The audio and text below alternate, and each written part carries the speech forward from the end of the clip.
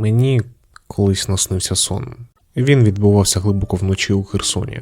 Я прогулювався по дуже знайомих, але водночас дуже видозмінених місцях. Мов з того часу, коли я там був востаннє, минуло 50, 100, 200 років. Знайомі локації перетворились на звалища, а річка, поруч з якою я жив, пересохла. Я ходив до будинку своєї тітки на забалку. Ділянка виглядала нежилою, жодного ліхтаря, жодного проблиска у вікні. Крихітний прудик на дворі розросся, і оглянути місцевість можна було лише човном, який знайшовся поруч. Місток через цей пруд був піднятий, мов хтось не хотів, щоб ти пройшов далі. Мені вдалося його опустити і перебратися на інший бік, але я швидко зрозумів. На задньому подвір'ї хтось є. Хтось або щось. Далі я йшов по тихих і до біса знайомих провулках у напрямі свого дому. Пересувався я при цьому дуже неприродньо, як рекдольна лялька, яку шатає у всі боки. Тут принаймні було мінімальне освітлення, хоча й не сказати, що це дуже допомагало в такій темряві. Я йшов і думав. Думав про те, що рано чи пізно це місто остаточно вимре, і коли це станеться, лише питання часу. Раптом проїхала чорна автівка з такими ж чорними матовими вікнами, через які нічого не можна було побачити. Виглядала вона футуристично, майже паралелепіпедної форми. Я стрибнув на машину ззаду і міцно вчепився. Боявся, що мене помітять. Я знав, що в машині є люди в масках і що вони можуть в мене вбити. Машина доїхала до площі, де я жив, і поїхала далі, по вулиці, де стояв будинок мого діда. В цей момент будиночки навколо залило фіолетовим, синім та зеленим світлом у вуличних ліхтарів, а вдалечині стало видно навпрочуд яскравий та чіткий місяць. Мені майже кожного тижня сниться рідний Херсон. Це місто, яке дуже важко любити. Маленький депресивний обласний центр, з якого люди тікали ще задовго до війни. Хто за кордон, хто мотатися по країні. Як колись казав один мій друг, з яким я давно не спілкувався, у цьому місті наркотики знайти легше, ніж роботу. Я часто згадую ці слова. Щось в цьому є. Я 4 роки не був в Херсоні. Цього міста для мене вже майже не існує. Я навряд чи колись повернусь туди жити на постійній основі. І тим не менш воно мені сниться. Це завжди дуже важкі сни.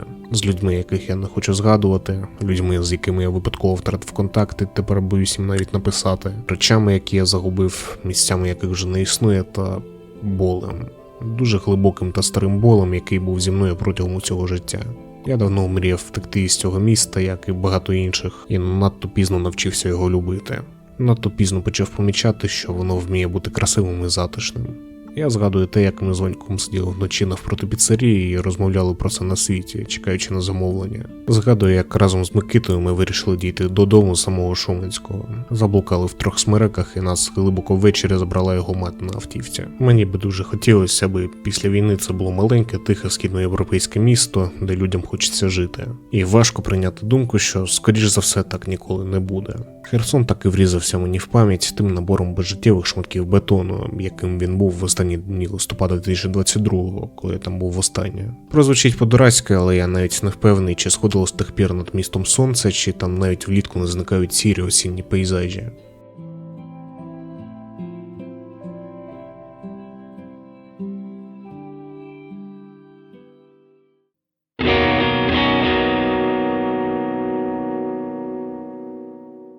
В останній день цього літа мені виповниться 22, і я поки не звик до кінця до цієї думки.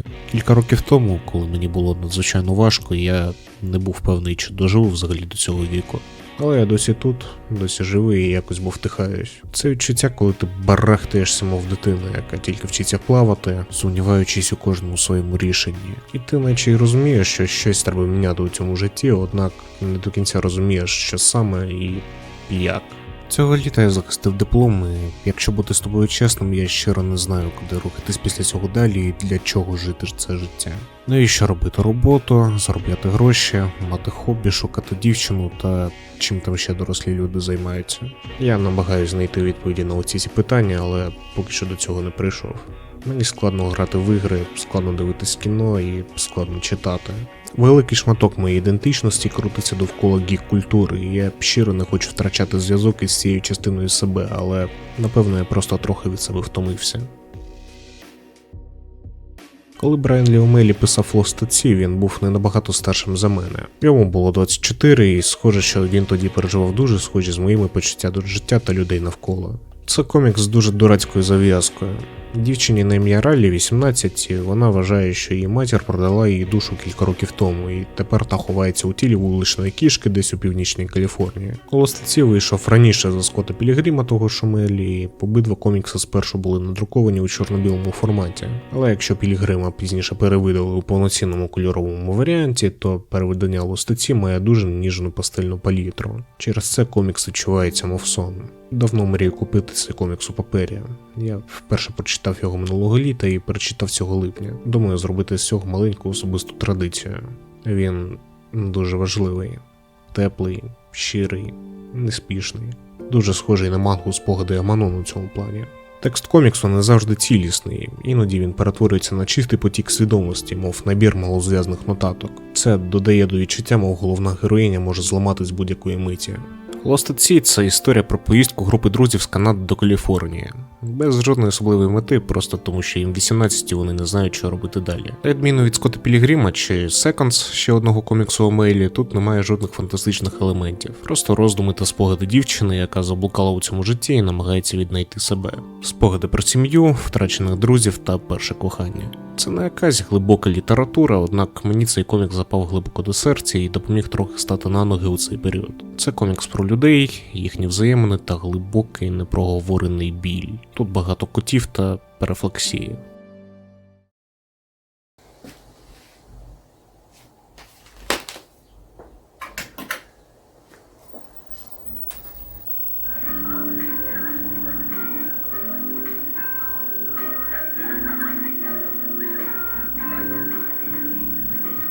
This is so bad, it's almost good. This is so bad, it's on past good, back to bad again. Фільм Ghost World за одноіменним коміксом працює зі схожими персонажами, тільки робить це з набагато більшим цинізмом та підлітковим ангстом. Дівчина на ім'я Еніт тільки не закінчила старшу школу десь в американській субурбії. Її оточують дурацькі друзі, дурацькі родичі та дурацькі місця штабу Забігайлівки, яка дуже невдало косить під 50. Вона чіпляється за подругу Ребекку, з якою в неї немає нічого спільного, крім того, що їх обох бісить це місто та все, що із ним пов'язано. Еніт малює та слухає аудіокасети з панк-роком 70-х. Ребекка ж зайнята більш нудними дорослими речами, пошуком роботи та даху над головою. Місцями це дуже смішний фільм, але тільки місцями. Dear Josh, we came by to fuck you, but you are not home. Therefore, you are gay. Signed, Tiffany and Amber. You're gonna leave that? Why not? У своєму серці це історія розгубленої людини, яка, як і персонажі Омеллі, гадки не має куди рухатись після завершення певної глави свого життя. Коли мозок шукає відчуття закінченості, відчуття цілісності і не знаходить. Чи тих людей ти впустив до свого життя? Чи ти задоволений? А чи щасливий? Тільки якщо Lost at Sea закінчується на дуже оптимістичній та життєствердній ноті, то Еніт так і не знаходить відповіді на свої питання і обирає просто втекти від усього, що його оточує. Вибач, я не знаю, як це робиться. Що про Ghost World, що про Lost at Sea можна записати по окремому великому есе, однак мені завжди було складно говорити про історію. Особливо настільки важливі для мене особисто. Складно говорити про речі, які мені щиро подобаються, про емоції та почуття, які вони у мене викликають. Як це зробити так, аби не звести все до тупого переказу? Як розтягнути це на хронометраж повноцінного YouTube відео, щоб без зайвої води, і щоб людям цікаво було, і щоб я міг назвати це чимось своїм. При тому, що я хочу цим займатися, мені в кайф писати тексти, тільки про що? Після кожного закінченого відео у мене з'являється відчуття, що я більше ніколи нічого не зможу створити. Це не вигорання, а скоріше щире нерозуміння, що ще зі мною резонує настільки сильно, аби присвятити цьому кількадесят годин свого життя. Можливо, колись я навчуся, але явно не сьогодні. На початку цього року в мене був своєрідний марафон медіа про токсичних старшокласників та янг-едалтів. Я подивився Дарію та Ghost World, прочитав Скотта Пілігрима та вперше в житті пройшов до кінця Буллі. Досі не знаю, про що це було, але в моменті моїй психіці це було потрібно. Потрібно було почути, що я в усьому цьому не один. І якось воно все по-ідіотськи виходить.